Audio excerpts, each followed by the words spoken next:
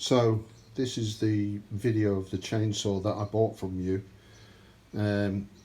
I've used it in accordance with the instructions, and you can see that the bar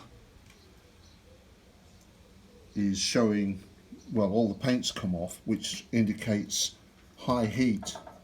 The chain oil that I've been using has been specifically for chainsaws, first class chain oil, and just showing you that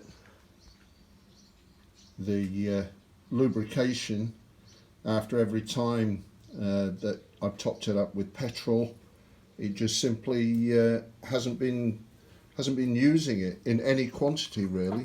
So your product is faulty, mate. And by the way, this chain saw that I've used this on 2 separate days.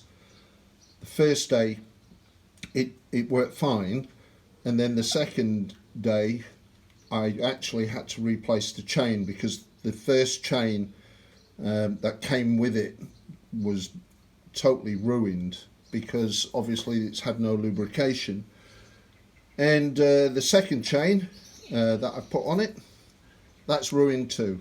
So just really faulty.